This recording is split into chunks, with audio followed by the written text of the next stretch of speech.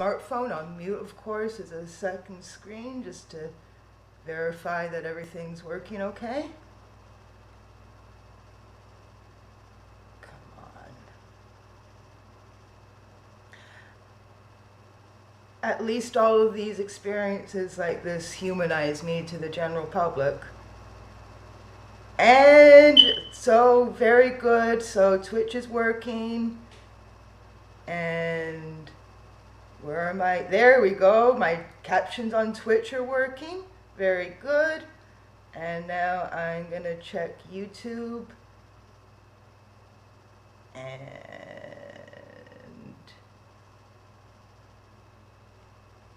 YouTube is working and we are live. So it's morning in Toronto. You folks are probably from different parts of the globe.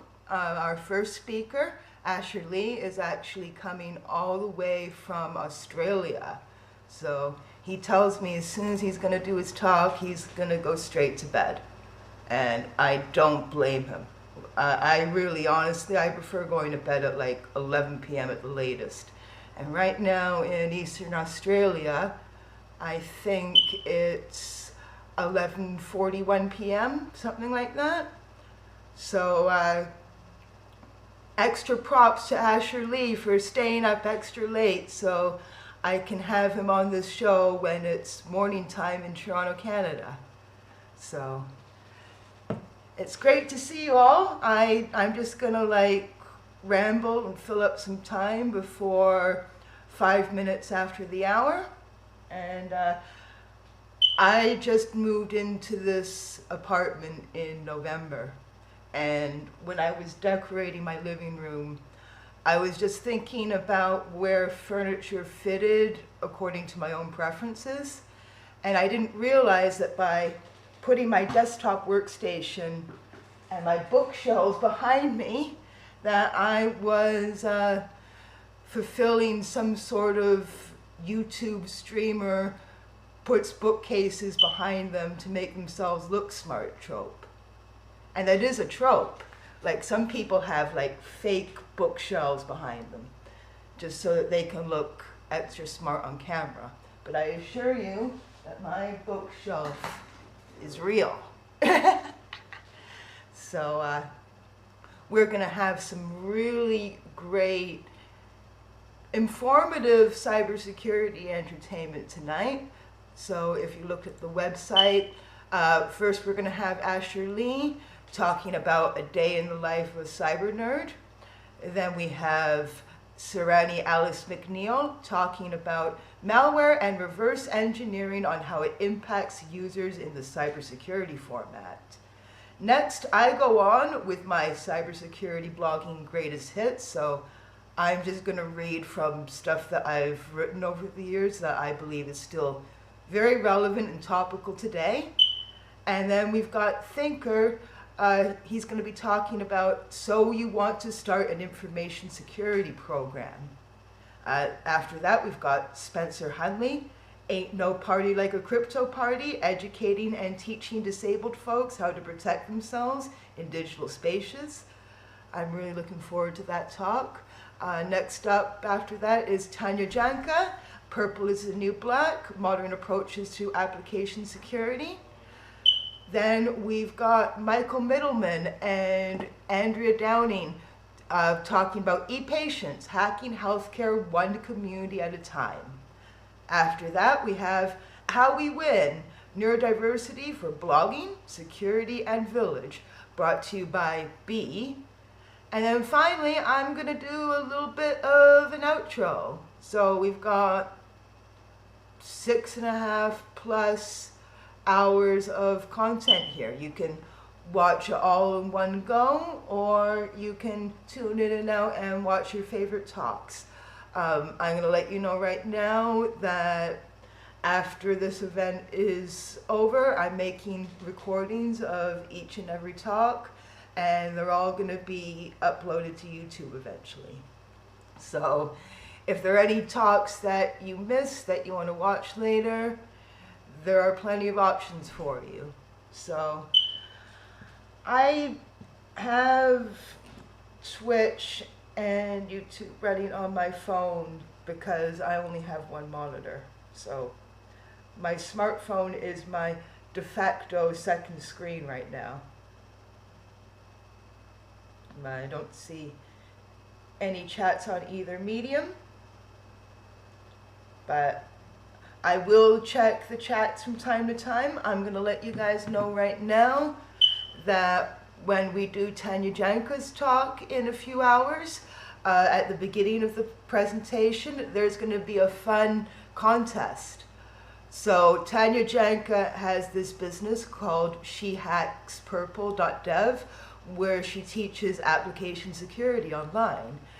And she wants to give away 2 free application security courses. So at the beginning of her talk, we're going to have a little contest, and 2 people will win courses. And you will participate in the contest by participating in Twitch and YouTube live chat. So if you want to learn about application security, that would be an excellent opportunity for you. I've been in Tanya's She Hacks Purple program, and I have been learning so much. I mean, application security is very important. We use applications every single day, and I've written about cyber attacks pertaining to applications, and they're atrocious. I think if you want to get into application security, that's a great track to steer your career in. So we have approximately, I would say, 20 minutes until Asher's talk, but that's okay because I got lots of stuff to talk about. Asher is going to talk for about half an hour, and then I'm going to spend the other half hour of his time slot I'm going to be reading some of my favorite articles over the years that I myself have written. So yes, during my own talk, that's what I'm going to be doing. But out of all the presenters today, I have by far the most flexible talk because I can just like keep reading my own content. And that's also my contingency strategy for filling any space in the schedule that needs to be filled for whatever reason. So my dad's been dead for about a little over 6 years now, but when he raised me, he kept hammering on the point over and over again. I'm not going to imitate his London, England accent because I'm terrible at it, but he would say, Kimberly, you always have to be ready for contingencies. Just imagine that in like a Cockney/Received pronunciation accent. Contingencies, contingencies. So if you got to drive to some place and you got to get there by noon and it's going to take approximately an hour to drive there, you should actually be on the road 2 hours beforehand, just in case for contingencies, because you can always kill time, but you cannot make up for time when you're late. And to my dad, other than mistakes in the English language, tardiness was like the absolute worst sin ever. So my dad, if he was alive and he was able to see what I'm doing right now, I think he would be very proud of me. So, how's it going down there, Dad? So, I am well prepared to keep going for 6.5 hours. I've got this. For any blind participants out there, I'm holding a can of Rockstar in like sour green apple right now. I've got a can of Monster Energy in Ultra Blue, which I'm also holding up to the camera right now. And if I run out of those, I've got several more in my refrigerator. So I am really like all prepared for anything that could happen. And not only do we have a lot of great speakers today with a lot of excellent content that I'm sure you're going to enjoy, but their presentations will give me a chance to use my washroom and have a cigarette. So for that, speakers, I am very grateful. So I think before we get started, this is my first time ever doing anything remotely like this. So it's been quite an experience. I have like newfound respect for professional YouTubers right now. At the beginning, I didn't know what the F I was doing. Like, I'm used to researching and writing. I'm not used to doing video streaming like this. There were a lot of different technicalities that I had to debug and tweak here and there to get this whole setup working properly. And I had no experience with it. I had to spend $120 on this webcam. Webcams are expensive these days because I suppose in the whole economic supply and demand scheme, there's more demand for them, so the prices for them went up. So I had to buy a webcam. So I have a webcam now, I'm using it, you're seeing me because of it. I wasn't going to do this on my phone. I tried different setups in both Windows 10 and Ubuntu 2004 long-term support. I tried a lot of different configurations. I had to tweak drivers sometimes. Eventually I learned that actually working in Linux worked better than working in Windows 10. So I repartitioned my hard drive for nothing. But actually it wasn't all a waste, because having a dual boot PC now, where I can boot natively into Windows 10 every so often, can actually be a bit of an advantage. So there are lots of technicalities I had to debug, not just like reinstalling operating systems and drivers and buying a webcam and all that stuff, but there are multiple applications that are running on my PC right now, and thank goodness I've got 16 gigabytes of memory. So I have OBS Studio, I have Restream, which is putting the streaming content onto YouTube and Twitch simultaneously. I've got an extension in Twitch that is providing the live auto captions right now. I've got Zoom, which is like a back end for the presenters to participate in all of this. And I had to get all these different applications working properly, all in unison. It actually, that and the website and curating all these excellent talks and all that, and then working with the disabled run orgs that the fundraiser is supporting. I think that took like at least 30 hours of work collectively. And let's talk about the disabled run orgs that the fundraiser for Disinfosec is supporting. So we've got the Autistic Self-Advocacy Network, we've got the Autistic Women and Non-Binary Network, and we have the Council for Canadians with Disabilities. It was very important to me that the charities that this event supports were run specifically by disabled people, because when you're disabled, one of the sad things you learn is a lot of the harm done to disabled people is by abled people who are supposedly trying to help you without listening to you or even considering you as a human being with intelligence or self-awareness or anything like that. So there was no way that I was going to support, you know, condescending, able person-run organizations. I will only support disabled-run organizations. So two of the organizations are about autistic people, but this event is supporting disabled people in general. So I choose it took me a lot of research, but I chose a third disabled-run org, which is the Council for Canadians with Disabilities, and they support disabled people in Canada and I'm very happy to be supporting them as well. So you can, if you still want to donate to the fundraiser on GoFundMe, there's a link on the Disinfosec website, Disinfosec.tech, and the fundraiser is going to be running until the end of this event. So if you still want to donate, there's still a chance to do so. And if you're unable to donate, that's okay, because enjoying this event is absolutely free. I mean, any expenses occurred in running this event, I assumed.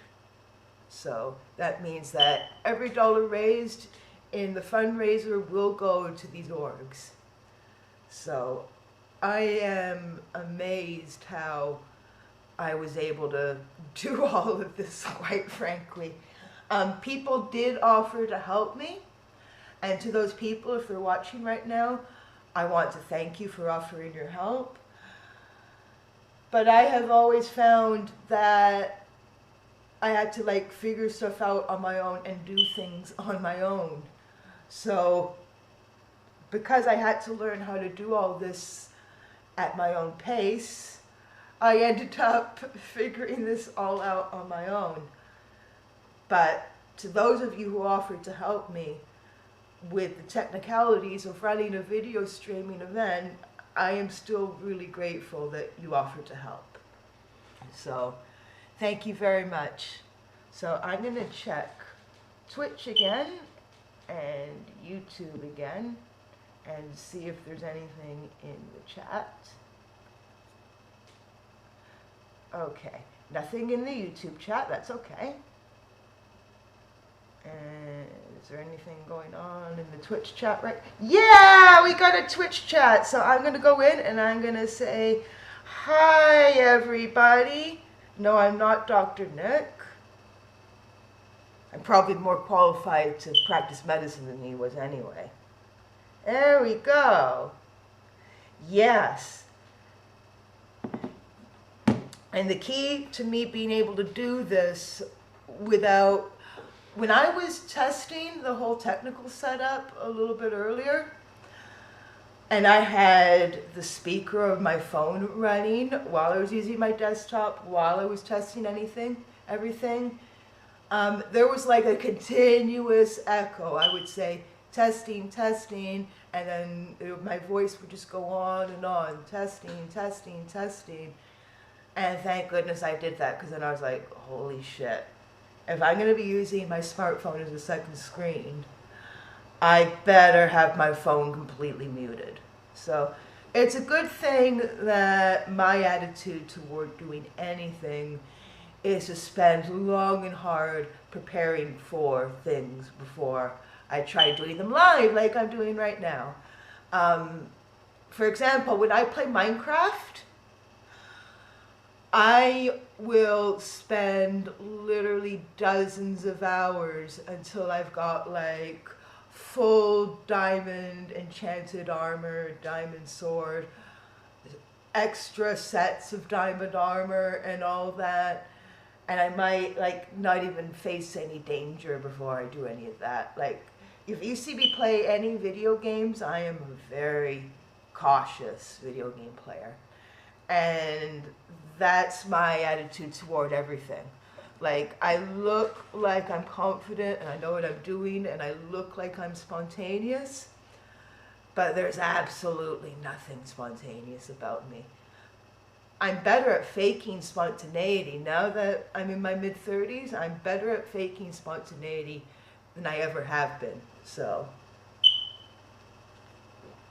actually, this talk right now, although the whole plan for this event is all very deliberate and scheduled, I am indeed ad-libbing right now. So if I give myself like a solid framework, I can be comfortable with a little bit of like ad-libbing and spontaneity here and there.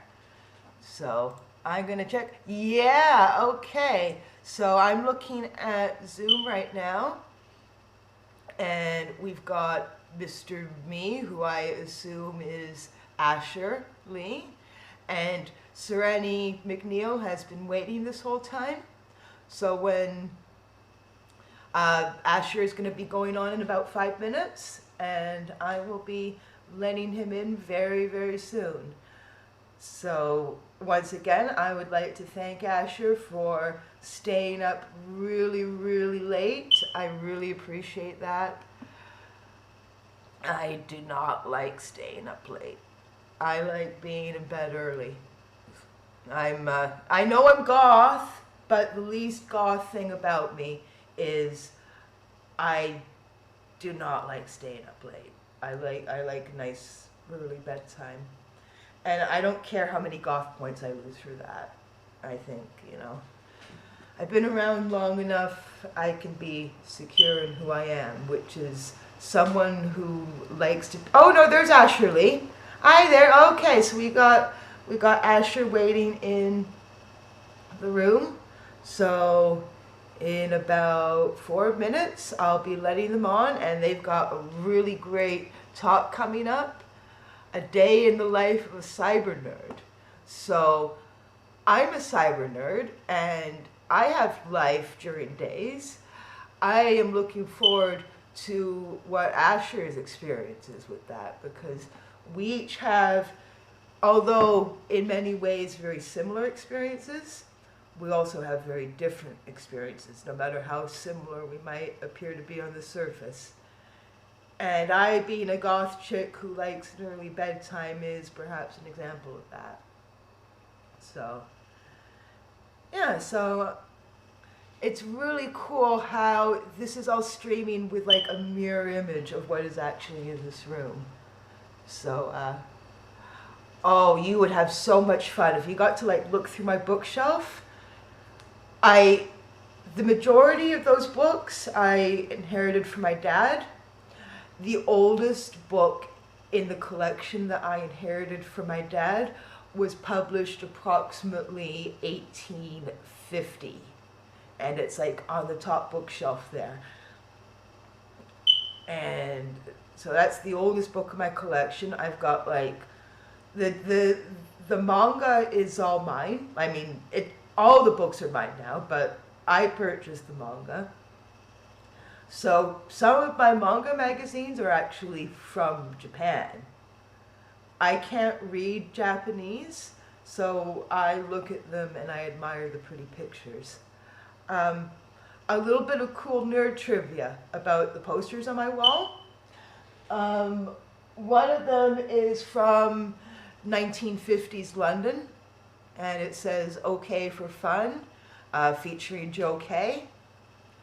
Joe Kay was my great uncle on the English side of my family, and he got his start in showbiz in vaudeville. And that poster is advertising one of his shows that was broadcast over the BBC. And some really interesting nerd trivia for you is that my Uncle Joe had a very minor role in the first Star Wars movie. He was the head alien in the band that played in the cantina when Han Solo and Luke Skywalker first met. So if he hadn't died in 1987, he would be on the Star Wars con circuit right now.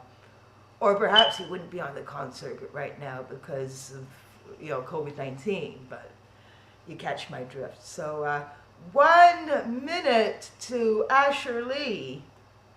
So I am going to admit them into the room. And hello, Asher. You are live. Turn your microphone on or unmute from your... Oh, you are deliberately muted. Fair enough. Okay, so for some reason I can't hear you. Oh wait, I've got to unmute you, right? No. No. Okay. Can we get... Why isn't your microphone working?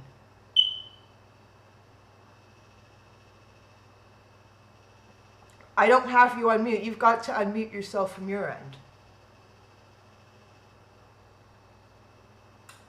Oh, wait. Yeah, in the software, it says that you are muted on your end.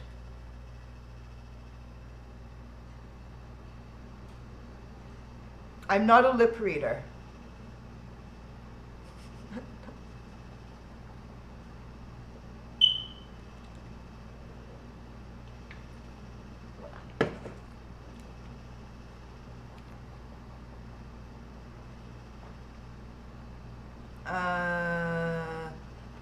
I don't have you muted, so you got to check things from your end.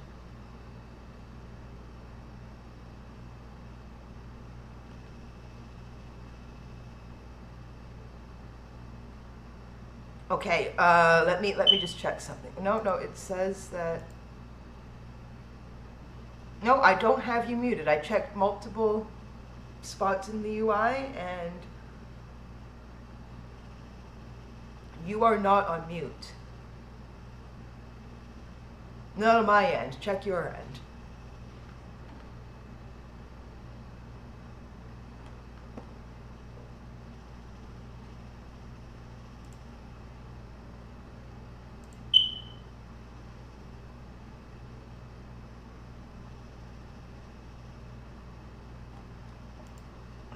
We are having some technical difficulties, folks. Can everyone hear me? Twitch room, can you hear me?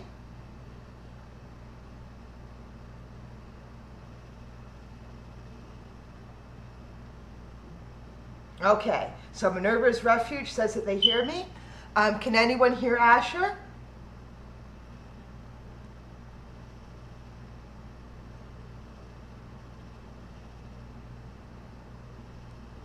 Can anyone hear Asher right now? But no. So we can't hear you. They can hear me. Do I have to put myself on mute?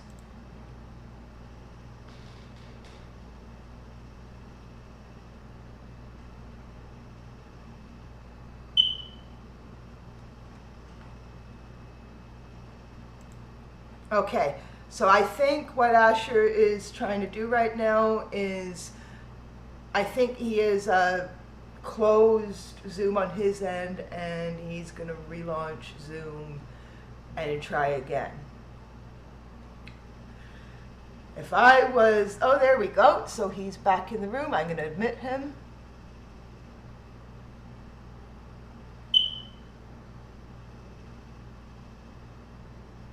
Okay, testing.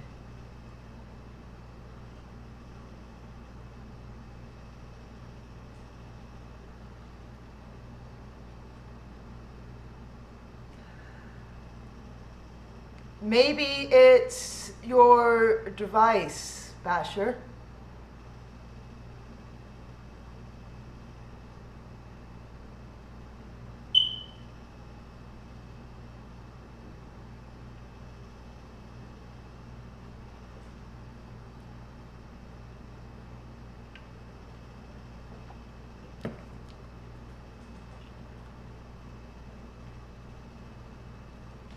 Yeah, I'm not hearing you. Oh, hold on a second. I'm getting a Twitter DM right now.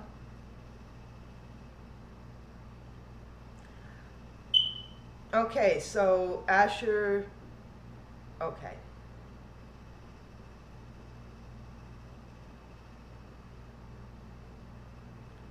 I appreciate your patience, everyone. So someone is trying to switch computers. That's a cool shirt. A petabyte of data is a terrible thing to waste. He can obviously hear me because he was like smiling and chuckling right then. But I can't hear him.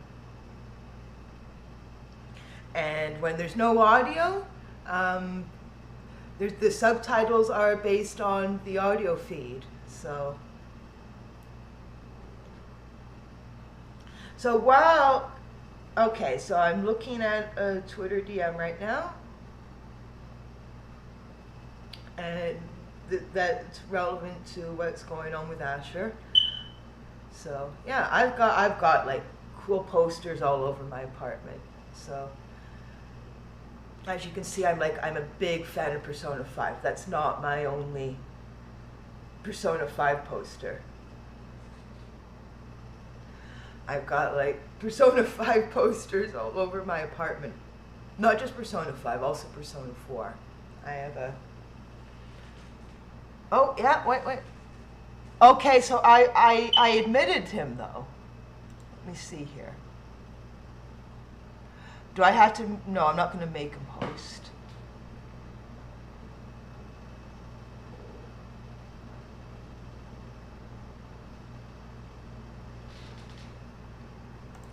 According to my end, you are admitted and in.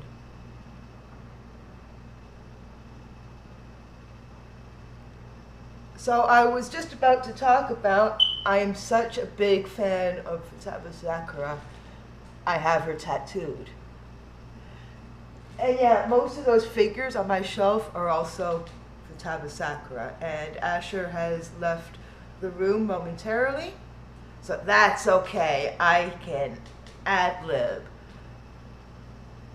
So, yeah, anyone with any nerdy inclinations would love looking through my bookshelf.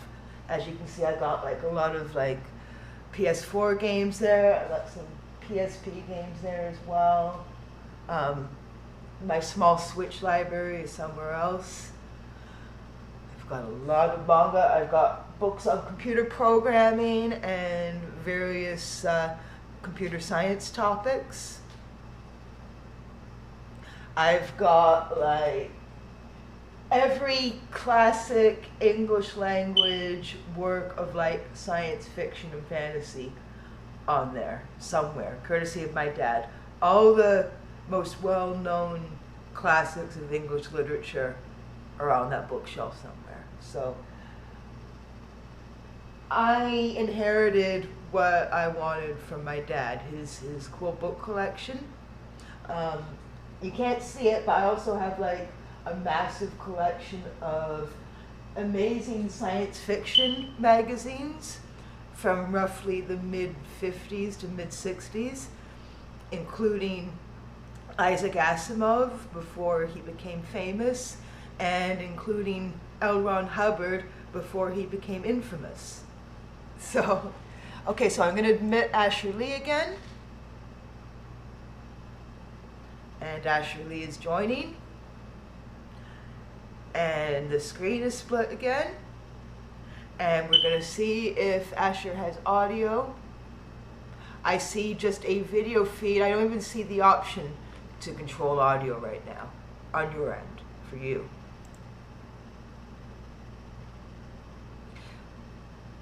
Next to my name, I see a microphone and a camera icon.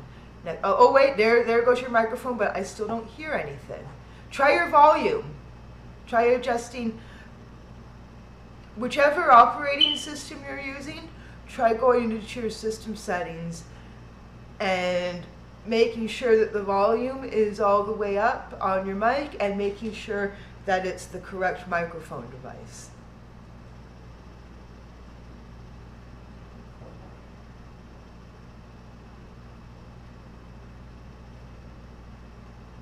Yeah, I don't hear anything, Asher.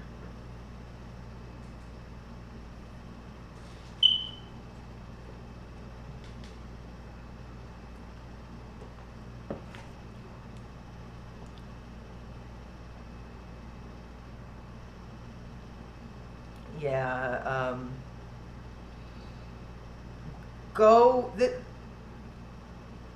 this is why I tested everything like 5 or 6 times, but yeah, I tested everything on my end and got it working. I do not have you muted from my end. You gotta like double check. I gotta go back to thinking like I had to think in my tech support days.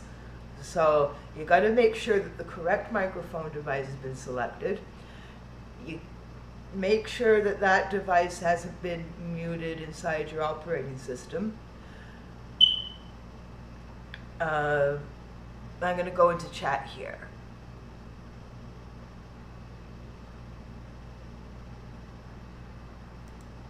Okay. So I'm going to look at these messages that Asher has been showing me. I'm going to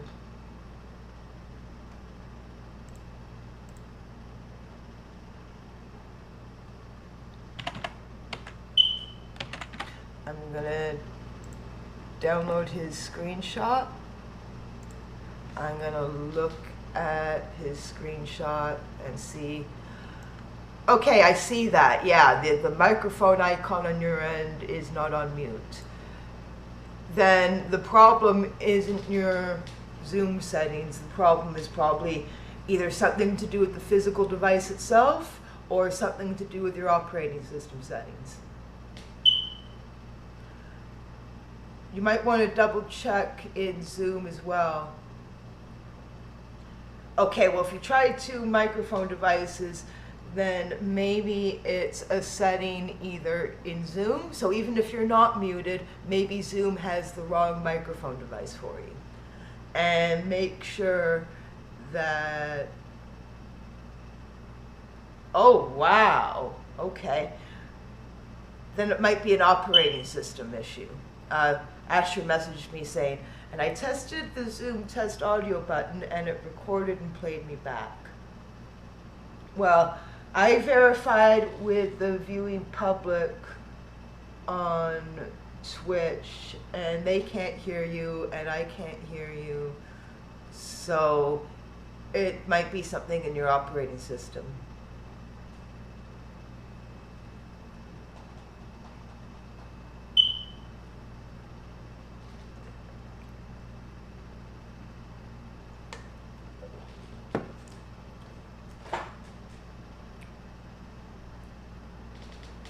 Okay, so if there are any blind participants right now, I'm like giving the kind of shrug body language.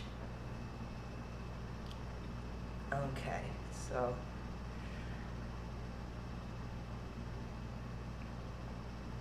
Okay. I have an idea. Asher, if we can't get you to work, I think what we can do is, I'm gonna have Disinfosec videos uploaded to YouTube eventually. Make a video of your talk on your own time and I will upload it to YouTube once you got everything working.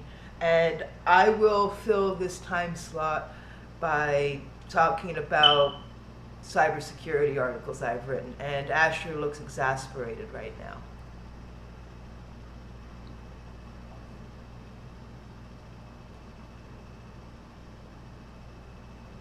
I'm really sorry about this. This must be like really frustrating and disappointing for you. So, okay, so while Asher tries to work out any technical problems he might be having, I am going to start reading some things that I've written because I think participants here have been waiting for some cybersecurity content.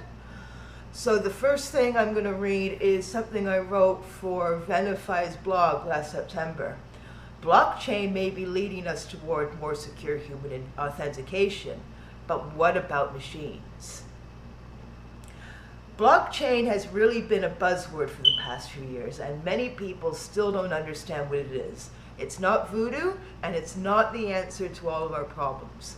There are good uses of blockchain and bad uses. One of the good uses that I just learned about is to protect human identities, usernames, and passwords. This is good news, but it also highlights the fact that while we're devoting significant resources to protecting human identities, we're still not doing enough to protect the identities of machines. I'll discuss that in a little more detail later. So good uses for blockchain. But before I move on, let me write briefly about good applications for blockchain, in particular the way it's used for Bitcoin and many other cryptocurrencies. It makes sure that people's transactions for buying, selling, and spending the currency are trustworthy and secure. Blockchain isn't a magic wand, Blockchain is a way to chain a lot of data in blocks in a decentralized manner.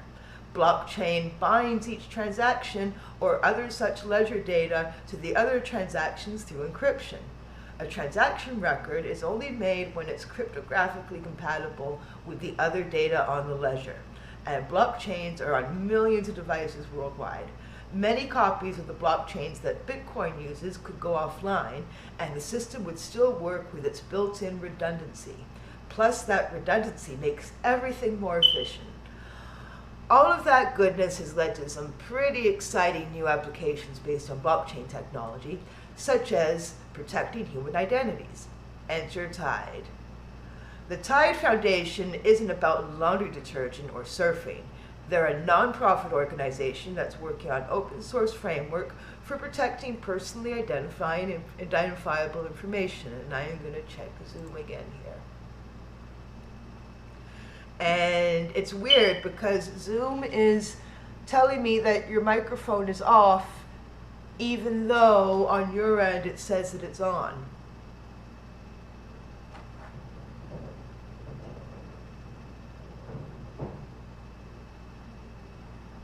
So I'm going to keep reading here.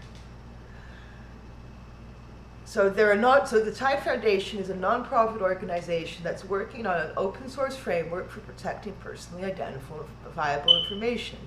That's something we really need, and their proposal for using blockchain technology could make user logins a lot more secure. Passwords are a notoriously problematic form of authentication. People forget their passwords, or they get sloppy and choose memorable passwords which are a lot weaker, and those often get reused too. Data breaches expose passwords all the time, and cracking applications work quickly on passwords that are less than 30 characters. Password managers solve some of these problems, and I use one myself. But then I cross my fingers and hope my password manager doesn't get breached, because then none of my passwords would be safe. Tide's blockchain-based authentication system uses their technique, which they call splintering. A detailed description of splintering is featured in a report by Tide's Jose Luis Lobo, Yuval Herzog, and Michael Lowy. The technique is intended to improve security without placing any further burden on an end user. However, it is also complementary to existing secondary security techniques such as second-factor authentication. In pursuit of this objective, a technique named splintering was developed. At a high level, it involves reducing the size of any password fragments shared with ORKs, which are orchestrated recluser of keys, and spreads them across additional ORKs. This in order to achieve a level of fragmentation where conceptually any individual ORK's fragment is so common that the number of potential false positive matches to password alternatives renders a dictionary attack impractical. If, rather than storing a full password hash on each ORK, only the first 16 bits is stored, then only that splinter is available for the comparison, and we begin to see collisions, where the splinter could potentially apply to numerous passwords. For example, a splinter of 8D96 could apply to both 123456 and linked 92.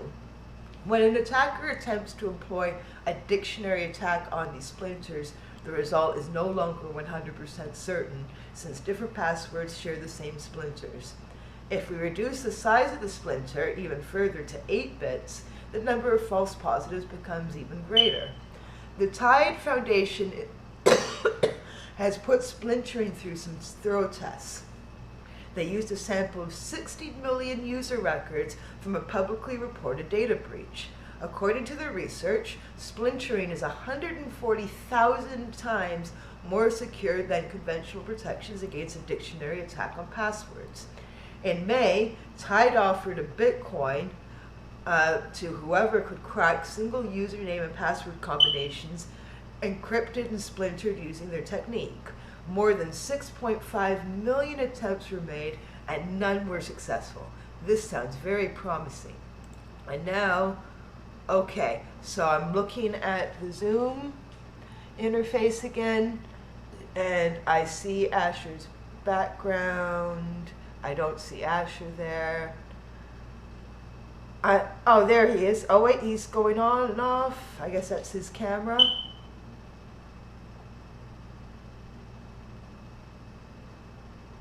Okay, are you going to use your phone? You're going to try, okay. Well, I thought I couldn't lip read, but I managed to lip read that.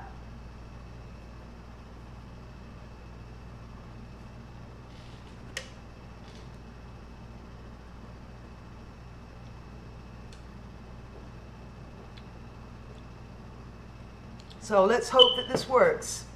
Thank goodness you've got plenty of room in your time slot.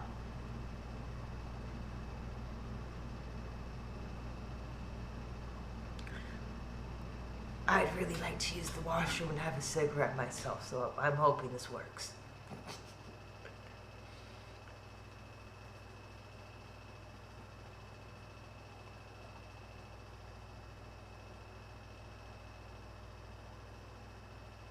Okay. Fingers crossed, but I'm not going to cross the second set of fingers because apparently that's bad luck.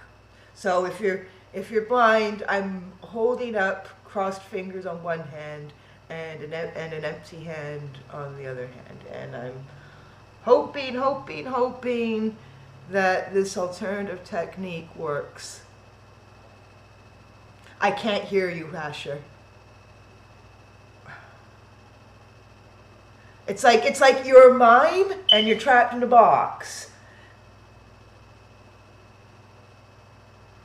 And so it's like you should like do a mime impression right now. Like, I'm in a box, I'm a mime. You can hear me on the actual phone. Very good. I'm going to double check the Twitch chat. I'm going to ask them again. Hi everyone, can you hear Asher? Or is it just me? Oh, I'm being advised to let someone else in and test them. Okay. So I'm going to... Serani, are you there? I'm just going to be using you for testing purposes right now. Okay. Serani, are you there? I see your chin right now. I can't hear you.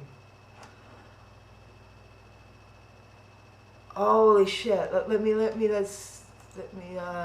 Okay, you know what? I'm going to go through my settings here. Maybe it is on my end because I can't hear Serani. I don't have anyone muted. Security. Let's look at the security settings.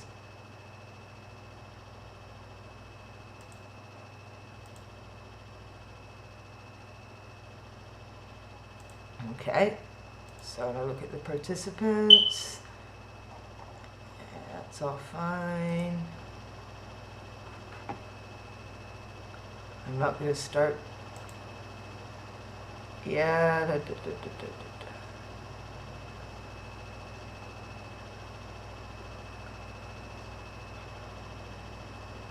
Audio settings. I'm going to look through the audio settings. My speaker works. But what about everyone else's?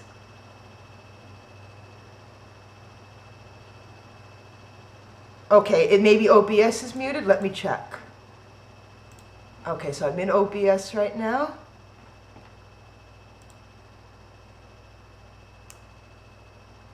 And like all that's happening with OBS is Zoom is like being I don't know what the hell I'm doing. Zoom is being fed into OBS. It's not any of the individual audio settings would be in Zoom. Like basically right now OBS is just a back end for Zoom.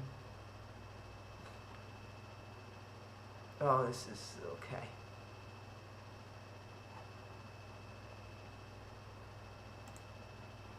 I don't have anyone. I'm not muting anyone.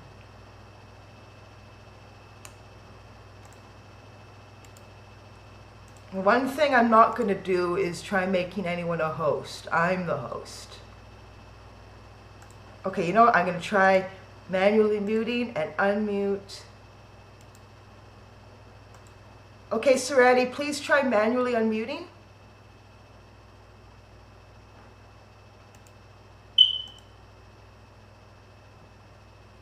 Could you both toggle mute, so mute and then unmute?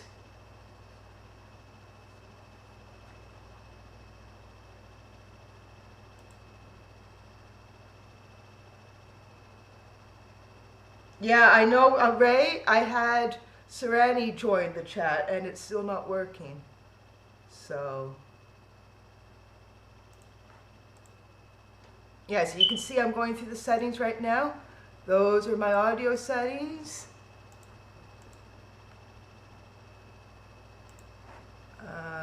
Try that again.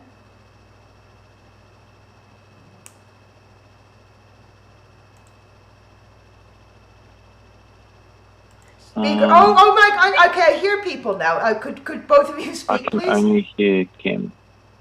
Okay, excellent. Kim, can you hear me? Excellent. So, Sereni, I'm going to put you in the waiting list from now. Okay, I'm going to put you in the waiting room. Okay, so we think we're going to be on. I think so. Can you hear me? Oh, thank goodness. Okay, Asher, say